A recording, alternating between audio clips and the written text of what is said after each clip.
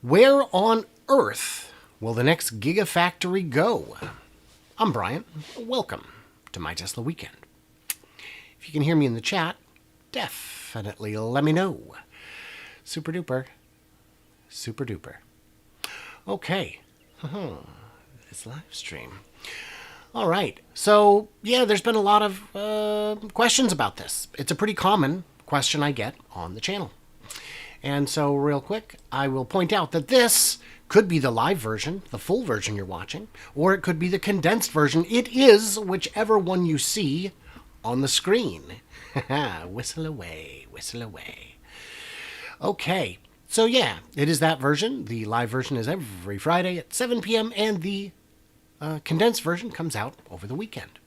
So let's just get to the chitty chats. Welcome, by the way, to newest Patreon members, William, Dan, Gustav, Michael, and Daniel. And I've got more names to get to. I'm getting to them. I appreciate you guys so much. Very patronizing. So I wanted to look at it. I looked at a bunch of different places, ones that had been suggested, recommended, all that. And I figured, what better place to start than with the GDP? We've already got a factory in the United States. Perhaps you've heard of it. Another one on the way. China's doing great at Giga Shanghai. Nothing in Japan, but Germany, top 4 countries. 3 out of the top 4 countries. Not bad. So looking at GDP, UK, 3 trillion, bigger than I realized. India, also 3 trillion. A little bit lower number per capita. And then you've got a lot of recommendations from down here. Brazil, Mexico. We'll get into all of those. So in terms of GDP, Japan, very big. UK, India, South Korea. These are rough numbers, and it depends which source you're looking at. So it's pretty close to accurate. South Korea, Russia, Australia, Brazil, Mexico, Poland, Thailand, South Africa, and Romania. Now, some of those might be absolute head scratchers, but for a variety of different reasons. Japan is a very big car market, and even with their 1 million unit slash, they're still at, I had it highlighted instead, they're still at like 9 million. They're a very big car producer, but that doesn't make them an easy choice. It's not tariffs keeping American cars out of Japan, it's Japan itself. Japan is a very crowded car market. Toyota has the lion's share. In terms of tariffs, Japan has none. That's not what's holding you back. It is a couple things, but the market itself is very protective. People like their Japanese cars in Japan. In terms of expertise, you will not find a more expert car producing country. But what you will find is a serious lack of mineral resources. They don't have nickel. They don't have a big mining industry because the whole country is mountainous. That's why when they built an airport, they built it in the sea. Is Japan the next location? I mean, I could see arguments both ways. I think the labor cost is a little too high. It would give them an in into one very big car market, but it's tough to say. I think Japan, maybe not. It could become the export hub for all left-hand drive. That would be something. They would have close access to Hong Kong and reasonable access to Thailand and other left-hand drive countries. Right-hand drive countries? Right-hand drive countries. Well, cars that drive on the left. So what are we thinking about UK? It is a big market. Over 920,000 cars built in 2020, and even though it's down 29%, much of that could be attributed to part shortages. Some of it could be attributed to the uncertainty of Brexit. But in terms of car manufacturing, they're a big country. They've got a lot of expertise, and they've got some room to grow. I imagine some of this may be Brexit related. I don't know enough about that to say. But They've got everything they need, most of all, the infrastructure. So UK is not a bad one. Will the Brexit deal kill the UK's automotive industry? I think we're far enough into it that the answer is probably not. It is not the thing holding it back. A lot of the uncertainty has been addressed. And again, the big thing is they've got the expertise. They've got the engineers. They've got the everything. And what they've also got is a lot of folks who won't relocate to other parts of Europe, like Germany, just to work for Tesla. So you'll get access to experienced workers and engineers who you may not otherwise. Now, it's possible they could just do like a design center or something with a more limited footprint. That would work. I don't see a battery plant exclusively going in. I don't see the benefit there, but it's possible.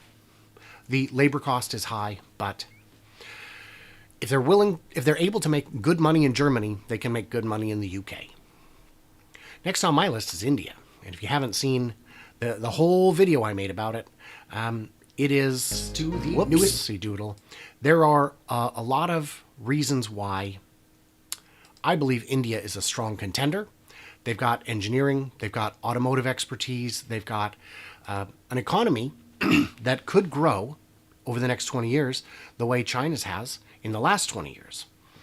Whoever's first in that market is going to have a tremendous advantage.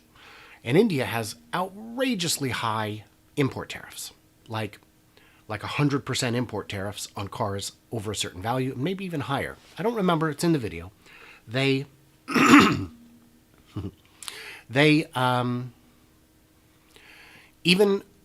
even with $30,000 to $50,000 cars, there's still an awful lot of one percenters in India. I mean, we're talking like 10 million one percenters, 13 million. So that's a big market. And whoever gets there first in a serious way is going to have a tremendous first mover advantage. And the bigger thing there is that anyone who wishes to buy a luxury car or an upscale car at all could get a Tesla for, half the price of a Mercedes, Audi, BMW. So that's kind of a big deal. Next on the list, and by the way, in India, the biggest problem there is that they lack the supercharging infrastructure. But in Shanghai, I'm skipping around a little. Tesla is negotiating with the Indian government to start importing vehicles and build a factory. This is a rumor, but I believe there's validity to it. I believe a lot of countries are negotiating to get that done. A lot of countries have approached Tesla with offers to come and pretty please, for the love of all things holy, build in our country. And the lack of superchargers, Shanghai has their own supercharger factory. They make superchargers in Shanghai, presumably for the Chinese market, maybe also for export to other markets, probably. They're also made at Giga New York. It would be very likely to see a supercharger factory in India for the domestic market. What about South Korea? I don't know if you've heard this. South Korea makes cars. Yes, I understand. It's a big country. Millions of units per year.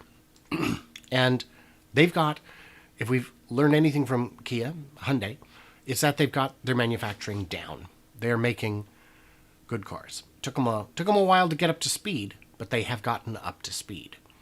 Labor costs are not unreasonable, though higher than much of in Asia. But it's all about efficiency. And if you can make a car efficiently enough, the labor cost isn't what's going to kill you.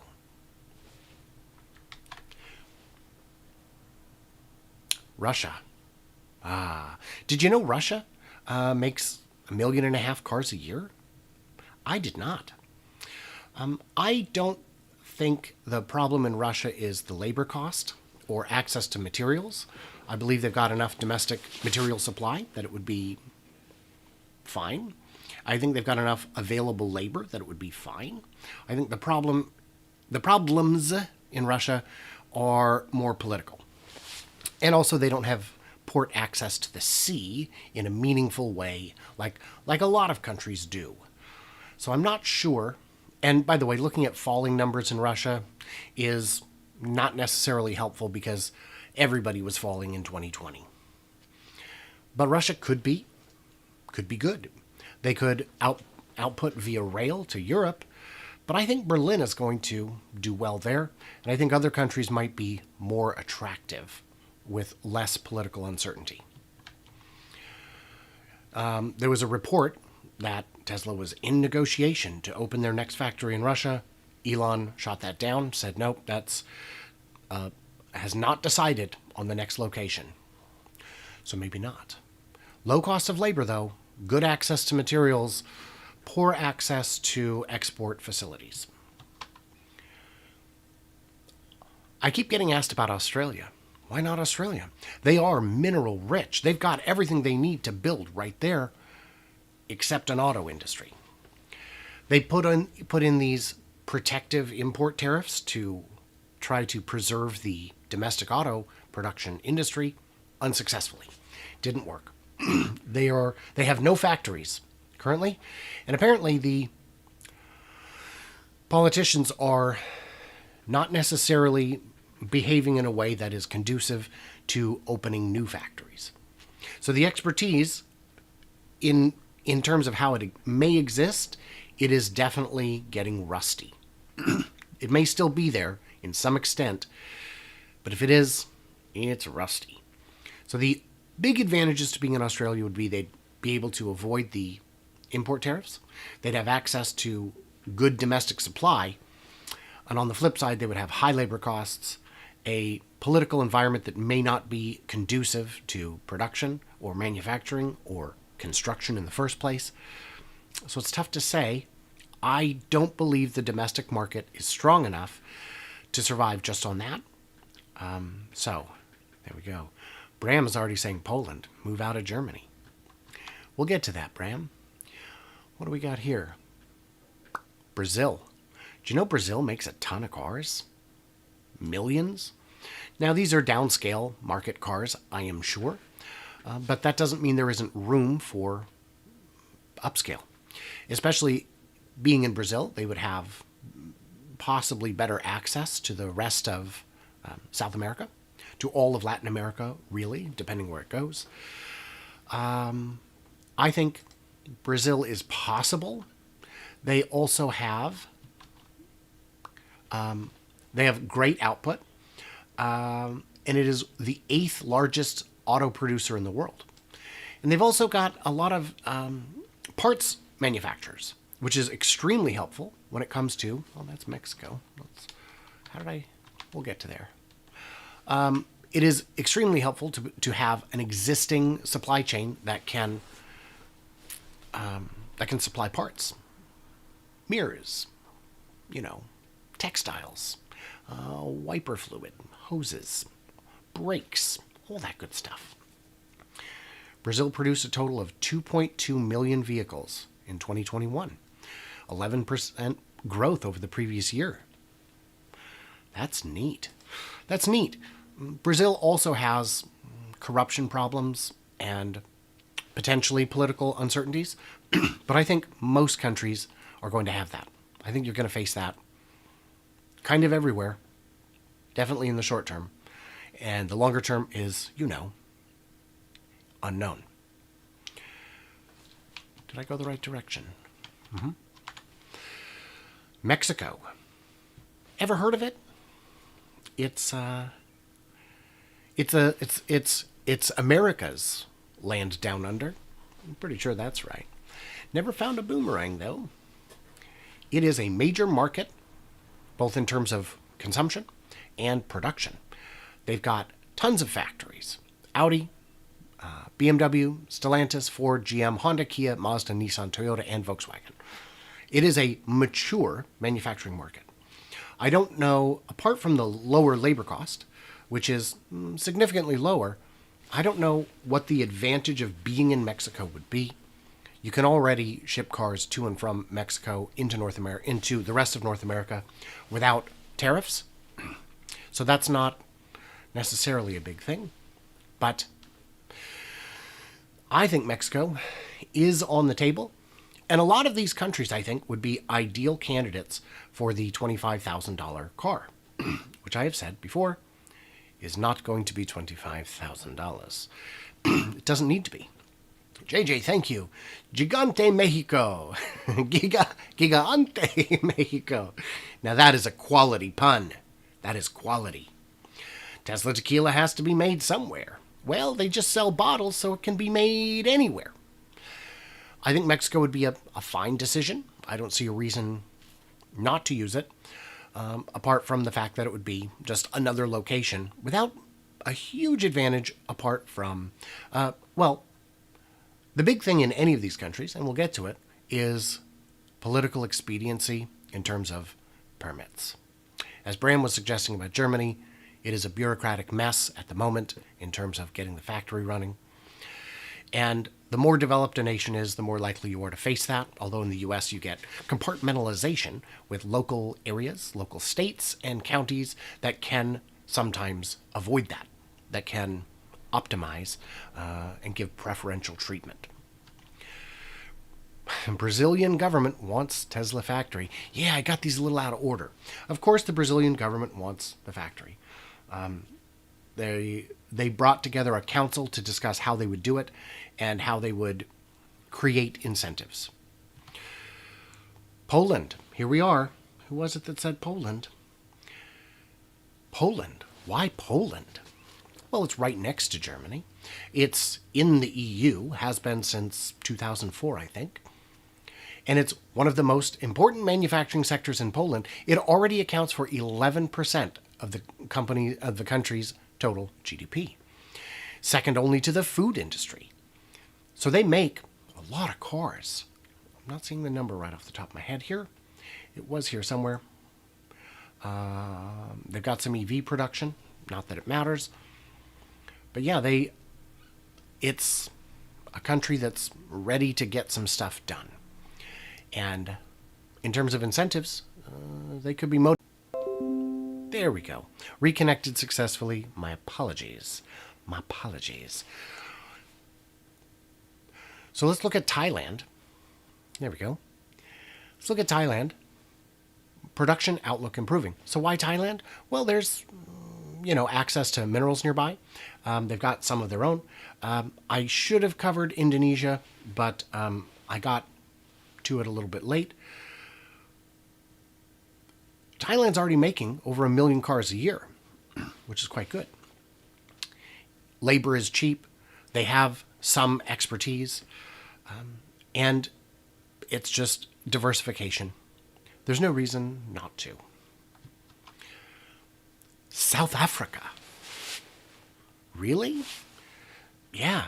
It's the biggest auto producer, at least on that side of the continent. I think on the entire continent. They make a lot of cars. They make hundreds of thousands, not quite 1 million, but it is a substantial part of the market.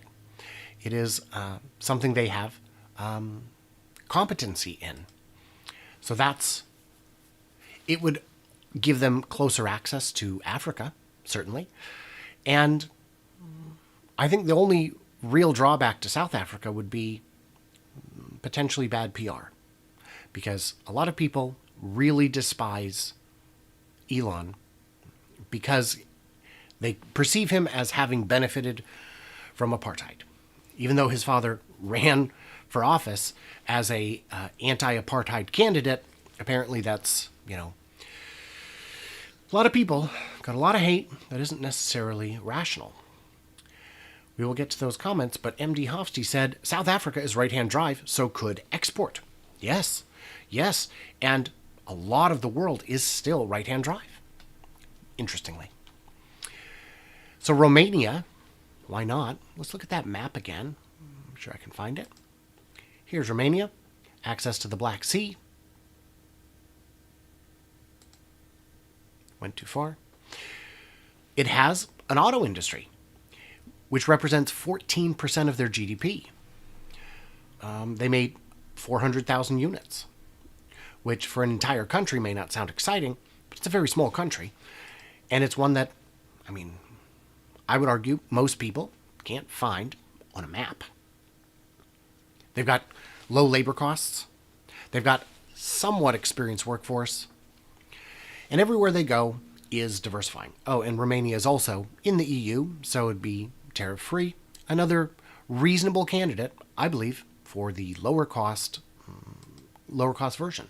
Romania has not only car manufacturers, but also tier 1 and 2 suppliers, Bosch, Continental, Daimler, etc.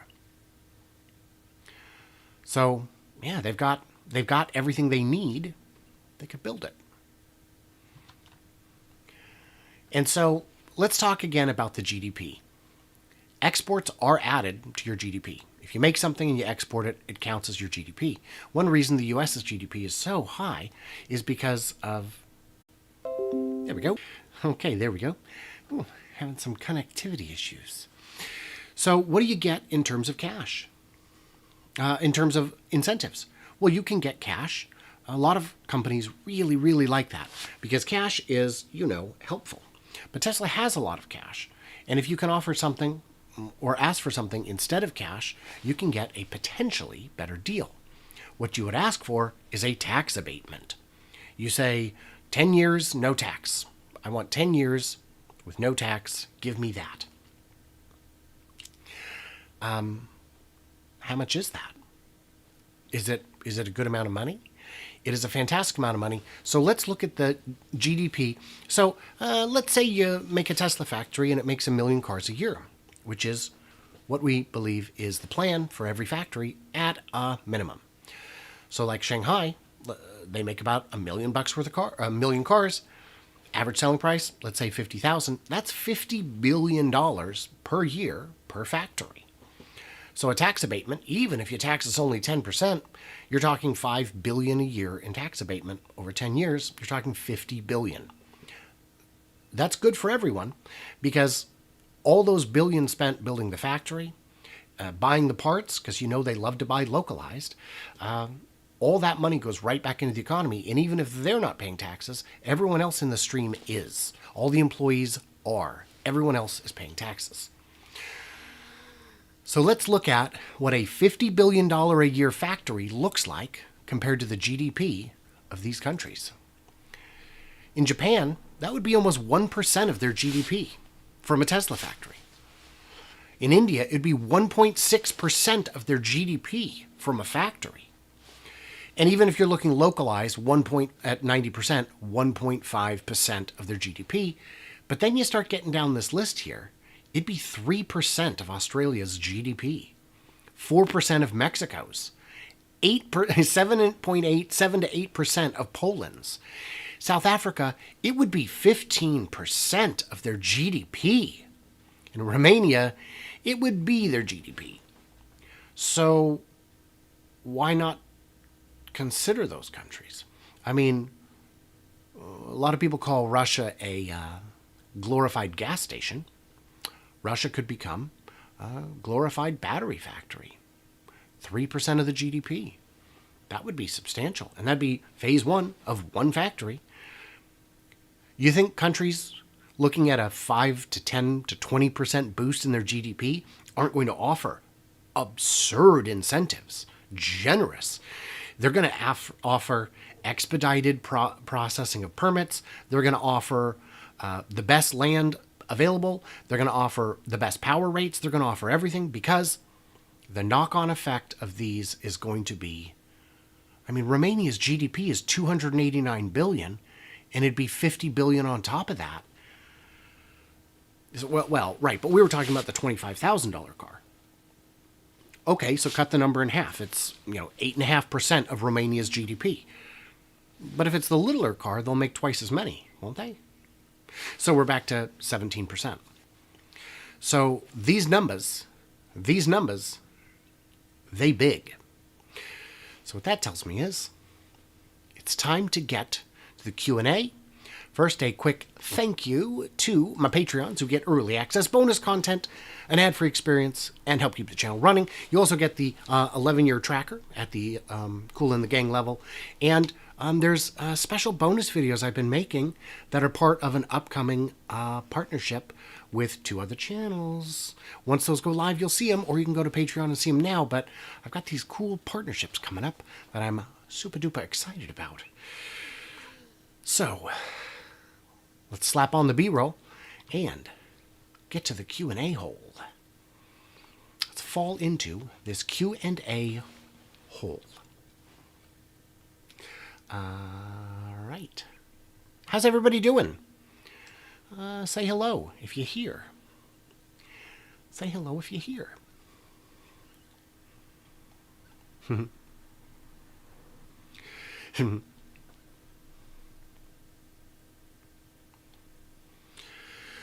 Okay. I think the next Gigafactory will be Austin, China, and Germany. If Germany stops the nonsense, they'll continue where they already are. I think that's absolutely reasonable. We know the plan is to expand where the existing footprints are. I was hoping to more address speculation about other potential places. And I think I've done that. Japan, right-hand drive keeps cars out. Who makes right-hand drive cars? Who makes them? A lot of people make them. You can get them. They're made in Shanghai. They used to be made in Fremont. India is also right-hand drive, which is something I covered quite a bit in the Giga Mumbai video. Australia, why? No car industry. Resources for batteries at hand. Current car carrier. Yeah. So. Motto for UK manufacturing, it's not broken, it's British. My mom had a MG. Adorable little car. And sometimes it wasn't broken. Very powerful. Very powerful. I want to say it had 70 or 80 horsepower from the factory and significantly less when she owned it.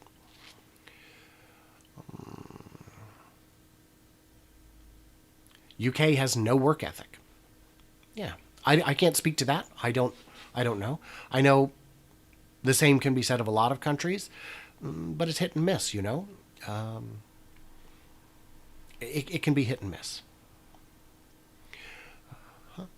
Right hand versus left hand, not an issue. When GM was made in Australia, they made left hand drive police cars, cars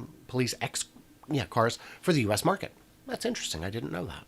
But it really isn't a big deal. It just is a small streamline. And if you're talking about millions of cars, $30 is $30 million per million cars. Have you seen the lack of progress on Giga Berlin? I do watch all the footage, and I wouldn't call it a lack of progress. A lot of the progress is going on inside where we can't see it. And I would say that the holidays definitely cut into the progress that you would necessarily see visibly. Hello from Sydney. Hello, Jason. England used to have a car industry killed by unions and bad management. I owned a British car, worst piece of junk I ever had.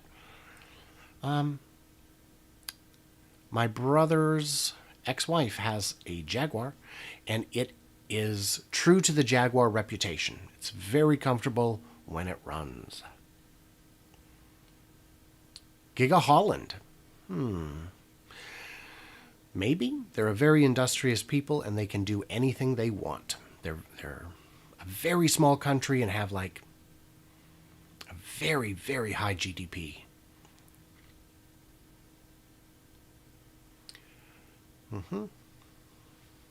Doing good. If you got questions, get them in now. I'm going to speed this up. Poland, move everything out of Germany. I think the longer they drag it on, the less likely additional phases in Berlin become. Giga Georgia in the U.S. is next. Cheap labor, no unions, and another factory in the U.S. One of my patrons suggested that they should open a factory in Michigan because of the wealth of automotive expertise there and use it just to build government fleet vehicles, or fleet vehicles generally. But government vehicles, I don't know. America already has multiple factories. Austin will be huge. I think it'd be Asia or Europe. I tend to agree. I believe it will also be Asia or Europe. I'd like to see it in South America or India, but I'm betting China. China is very likely to have a second location either in Shanghai or elsewhere in China. I think they'd want to stay in Shanghai because they've got their whole network of suppliers and whatnot there. That would be helpful. Don't need it. American factories are close enough. I assume George means to Mexico. Australia should be a battery/megapack factory, the biggest in the world. They do have the minerals. They could absolutely do that. I think the problem would be the shipping time. Transit time for,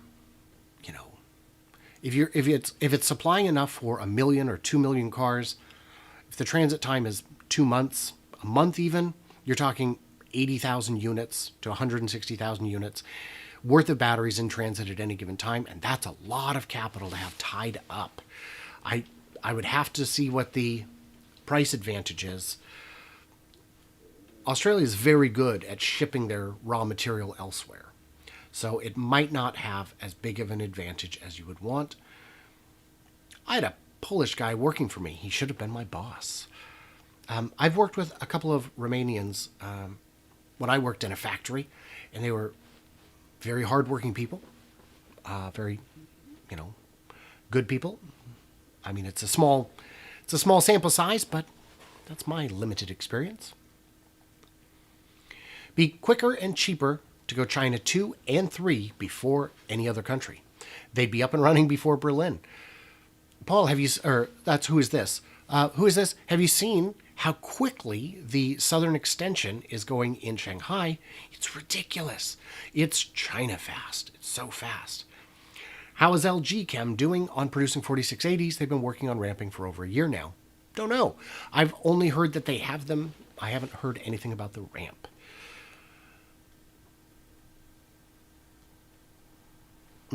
Maybe another factory announcement in Europe would be enough to light a fire under the Germans to move a little faster. I don't know if anything can motivate bureaucracy to move faster. South Africa is a very dangerous place. Rule of law doesn't really exist. I've seen those videos too, and that is absolutely a concern of mine. One thing that causes that, though, is poverty, and alleviating poverty can go a long way to help, but it would be putting the cart before the horse. I don't know, man. I don't know. I've seen some real scary footage. You can find that all over YouTube. It's terrible. Tesla does not care about low-cost labor. They prefer high-output labor. And I think that's true. With the automation such as it is, the human element is a much smaller percentage of the total cost of the car. Charlie says, smacky the thummy thing. Please do that, everybody. I appreciate it. It helps people actually find that this video exists. And a reminder, you can always follow me at 4K Podcast on Twitter, at 4K Podcast. And you can, subscribe, bell, all that good stuff. Yeah. Okay. I'm going to get down here. I think any ideas on the 4680s in Austin? Can Idra produce enough gigapresses for Tesla's ramp? So, answers to both of those. The 4680s are well underway. They're well configured.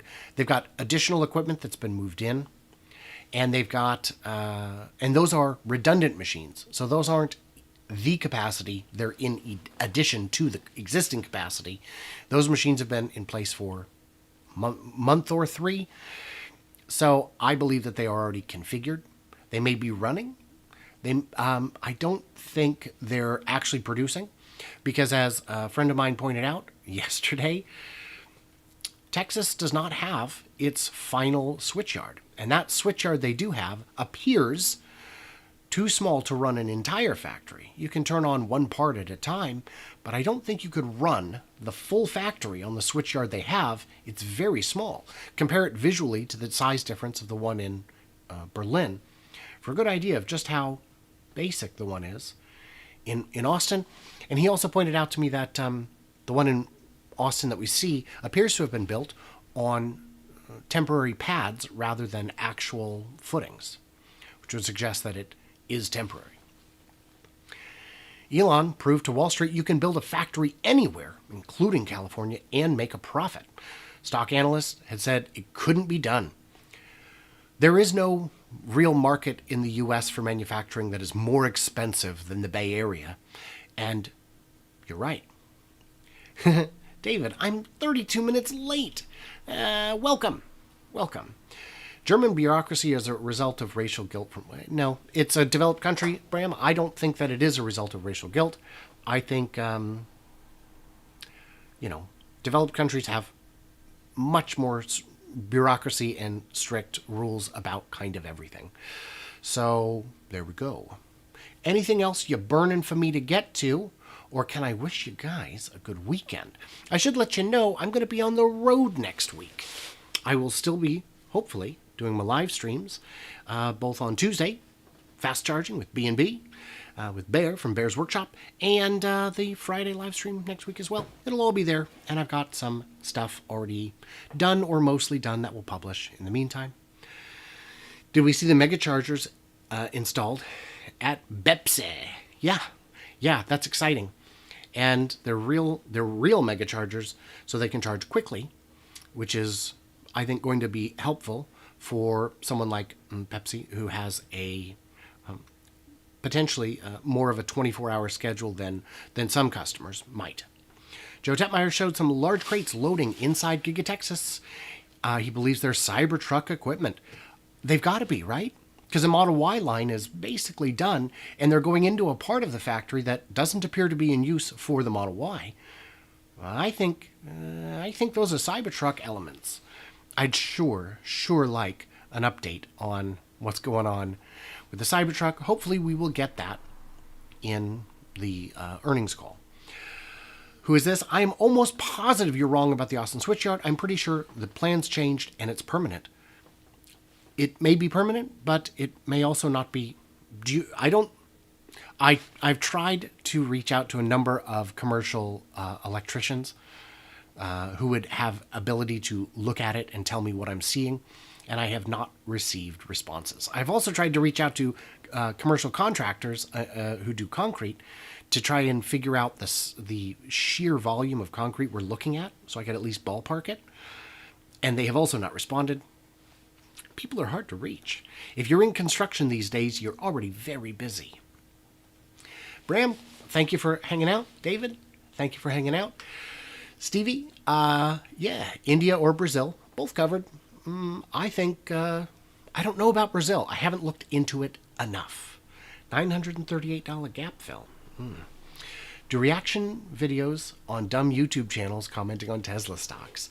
I think Solving the Money Problem's got that well nailed, and I've got a few videos coming up with more reactions to comments on my Cybertruck versus F-150 Lightning, that's just as negative as I'm comfortable going, because the questions, some of them are just really entertaining.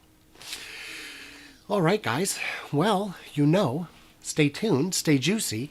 Let me know all the things I missed in the comments below if you're catching this later. Thank you for hanging out, Paul. And can't wait to hear from you clever robots from the road. Yeah, something like that. I think that's right.